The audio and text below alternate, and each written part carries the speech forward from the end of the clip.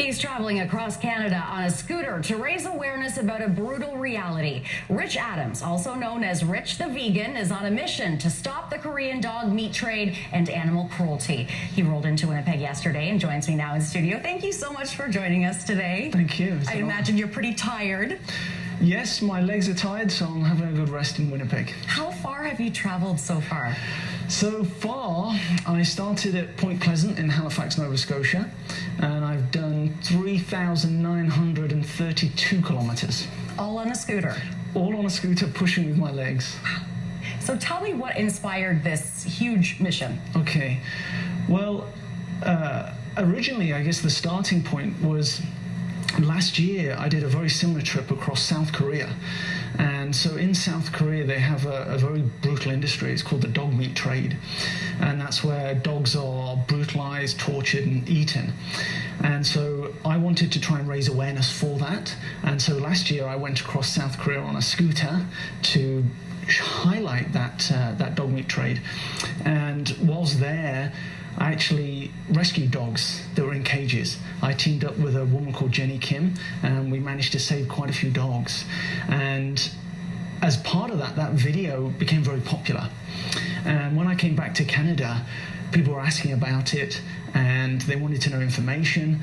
And then some of the responses I got was that that's over there. You know, it isn't here. And I said, you know, we have animals suffering here in Canada. We have dogs that are suffering.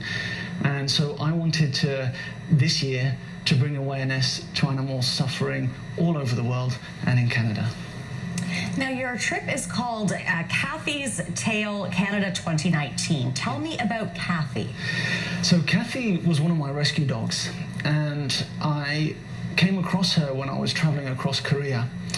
And she was in a cage, and she had no roof on the cage.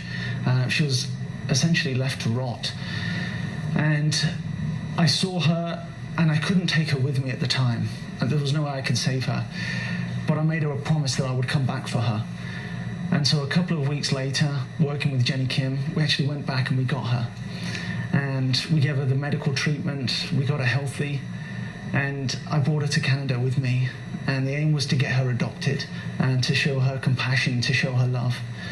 And unfortunately, she actually took ill and passed away. So I named this trip after her, and I want this trip to be in her memory. And I want to show that her life meant something. And I want her to stand for something. And I want people to recognize that dogs and all animals, they feel, they think, they have emotions, and we need to show them compassion. So how can people help out with what you're doing? So I think one of the biggest things is I like to use dogs to highlight the suffering that all animals go through. And I think one of the biggest things that I'm hoping for on this trip is that people can reflect upon their own actions. And so people can make very simple choices and very simple changes, and they can have huge impacts. So for example, when they go shopping, instead of reaching for dairy milk from a cow, if they just move over, they can actually reach for almond milk or oat milk or soy milk. And by doing so, they can save a life, and that feels good. So my aim for this trip is really to get people to reflect upon their choices and their actions and the implications that their actions have. And you've got a website that people can visit as well. I do, yes. Tell me about that. So my website is called richthevegan.com, so very simple. And on there it tells my story, and it explains how I became vegan, and that was because of the dog meat trade. And it talks about the dog meat trade, and it talks about veganism, and it has lots of references on there that people can look at and people can get information from. Now, lastly, I can't let you away without asking this. It is sweltering hot out there today in Winnipeg, especially now. I see you're wearing all black. How are you coping with the heat? Well, it's funny because when I started this trip, it was extremely cold. It was snowing, and it's gradually obviously gone from snow to rain to now this heat. And the other day was very tough. I was on the highway and there was no shade, no shelter, and it was very tough. But what keeps me going is that whatever I go through here is nothing compared to what animals go through.